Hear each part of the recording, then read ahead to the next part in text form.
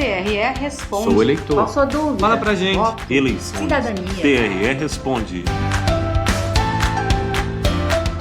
Alô, pessoal. Bem-vindos a mais um episódio do podcast do Tribunal Regional Eleitoral do Tocantins. Eu sou Paula Bittencourt e no programa de hoje iremos esclarecer suas dúvidas sobre registro de candidatura. Não saia daí. Processo que acontece logo após a realização das convenções partidárias, o registro de candidatura é uma das principais etapas do processo eleitoral. É sobre isso que eu irei conversar hoje com o chefe da seção de autuação, distribuição e registros partidários do TRE Tocantins, Adelson Ramos. Obrigada pela oportunidade de trocarmos por aqui uma ideia sobre este assunto, viu, Adelson? Olá, Paula. Obrigado pelo convite. Estamos aqui para tirar dúvidas e esclarecimentos sobre o registro de candidaturas. Bom, vamos lá. Adelson, o registro de candidatura é a etapa que marca oficialmente o início das campanhas eleitorais. É quando alguém realmente se torna um candidato, né? Mas como exatamente funciona esse processo? Paulo, o registro de candidatura é uma das importantes fases das eleições, né? Após a escolha dos candidatos em convenções, é nesse momento que os partidos e as coligações solicitam à Justiça Eleitoral o registro das pessoas que concorrerão aos cargos eletivos. E qualquer cidadão pode se candidatar a um cargo político? Bem colocada a sua pergunta, Paulo. Qualquer cidadão pode concorrer a qualquer cargo político, desde que seja preenchido determinados requisitos denominados de condições de elegibilidade. E essas condições, elas estão inseridas na Constituição Federal e na legislação eleitoral. Entendi. E quais são essas condições? As condições de elegibilidade para que o candidato possa estar apto a participar da eleição, ela compreende a nacionalidade brasileira, ser alfabetizado, pleno exercício de direitos políticos, alistamento eleitoral, título de eleitor regular junto ao cartório eleitoral, a situação, domicílio eleitoral na circunscrição, desde dia 4 de abril, que foi que é exigido o período de 6 meses para ele participar estar afiliado, filiação partidária deferida pelo partido no mínimo de 6 meses, né? Idade mínima de 21 anos para prefeito e vice-prefeito e 18 anos para vereador. Só que essa condição de vereador ela é aferida no dia do registro de candidatura, ou seja, o dia 26 de setembro ele tem que estar completo 18 anos. Agora, quanto aos prefeito e vice-prefeito, exige que ele tenha 21 anos de idade, mas essa exigência é no dia da posse, ou seja, 1º de janeiro de 2021. Sobre o processo de registro em si, tem novidades para esse pleito? Sim, Paulo. O processamento de registro de candidaturas, o TSE esse ano trouxe a inovação pela resolução 23609, que trata que todos os processos de registro de candidaturas serão processados pelo sistema de processo judicial eletrônico, ou seja, não vai ser utilizado nenhum tipo de papel, toda a eleição vai ser informatizada e eletrônica. Uma outra dúvida, Adelson. Após a solicitação do registro, como funciona o processo até a pessoa se tornar oficialmente candidata? Então, Paulo, depois de verificar os dados dos processos, o cartório eleitoral ele vai fazer a publicação do edital, contendo os pedidos de registro para a ciência dos interessados. E esse edital ele será publicado no Diário da Justiça Eleitoral. E aí vai ter 5 dias para impugnar qualquer candidato, o partido político, a coligação ou o próprio Ministério Público. E também qualquer cidadão que tiver a notícia de inelegibilidade à Justiça Eleitoral. Encerrado esse prazo para impugnação, se houver impugnação, terá mais 7 dias para contestar essa impugnação. Após essa contestação, tem mais 4 dias para inquisição de testemunhas. Aí nos 5 dias subsequentes, o relator deve proceder todas as diligências que determinar de ofício ou a requerimento das partes.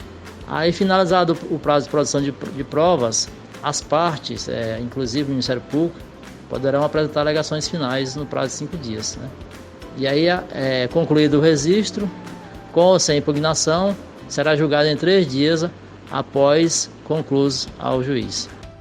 Agora eu queria que você pontuasse para a gente a questão da reserva de gênero. O que os partidos devem observar na hora de fazer o registro das candidaturas? Essa é uma pergunta bem relevante. No momento do pedido de registro de candidatura, os partidos eles devem respeitar a cláusula de reserva de gênero. Essa cláusula obriga a reservar vagas para cada sexo.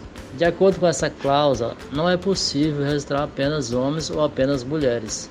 É necessário garantir vagas para cada sexo, dentro dos percentuais de no mínimo 30% e no máximo 70%. Vamos dar aqui um exemplo. Supondo que um partido pudesse registrar 100 candidatos, ele deveria apresentar no mínimo 30 pessoas de um sexo e no máximo 70 pessoas do outro. Isso é feito para assegurar tanto a participação feminina quanto a participação masculina na política. É importante esclarecer que esse percentual ele leva em consideração o número de candidatos efetivamente registrados e não o número máximo de candidatos que o partido poderia ter registrado. No exemplo que foi dado, é possível que o partido decida registrar apenas 50 candidatos, mesmo podendo registrar 100. Nesse caso, ele não poderá alegar que, de acordo com o número máximo de candidatos, há 70 vagas para homens e 30 vagas para mulheres, que, em função disso, decidiu preencher apenas as vagas para os homens. Então, o correto é retirar os percentuais do número de candidatos efetivamente registrados, logo serão 30% e 70% aplicados sobre 50 e não sobre 100. E com o fim das coligações para o cargo de vereador, quantos candidatos cada partido pode ter? Paulo, essa é a grande novidade trazida pela emenda constitucional número 97 de 2017, que passou a proibir a celebração de coligações nas eleições proporcionais, que abrange os cargos de vereador.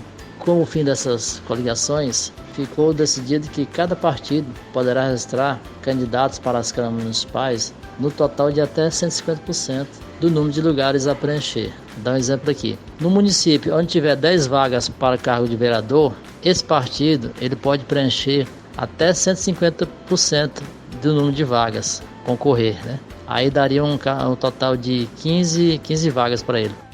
Entendi. Adelson, gostei muito do nosso bate-papo. Muito obrigada pela sua contribuição, super valiosa, viu? Paula, foi um prazer participar do seu programa. Coloco aqui à disposição a seção de autuação, distribuição e registro partidário para esclarecimentos e dúvidas sobre a candidatura. Muito obrigado. Muito bem. Agora eu tenho uma pergunta para você que está ouvindo esse podcast. Você sabe em quais hipóteses um partido pode substituir um candidato? Fica aí que o Vitrola do Eleitoral vai te explicar direitinho. A substituição de candidatos pode ocorrer nas hipóteses de inegibilidade, renúncia, falecimento de candidato ou ainda quando houver o indeferimento ou cancelamento do registro de candidatura. O ato de renúncia, datado e assinado pelo candidato, deverá ser apresentado em um documento com firma reconhecida por tabelião ou assinado na presença de um servidor da Justiça Eleitoral, que certificará, de fato, a desistência. O pedido de substituição deve ser efetuado em duas situações. Se o pedido for apresentado à Justiça Eleitoral até 20 dias antes do pleito, exceto no caso de falecimento do candidato, ou então até 10 dias contados a partir da notificação do partido ou da decisão judicial que deu origem à substituição. É com você, Paulo. Valeu, Vitrola! Bom, pessoal, o programa de hoje chega ao fim. Obrigada por terem ficado com a gente até aqui. Te espero na semana que vem.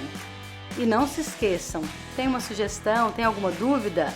Mande um WhatsApp pra gente, o nosso número é o 63 99226 5327.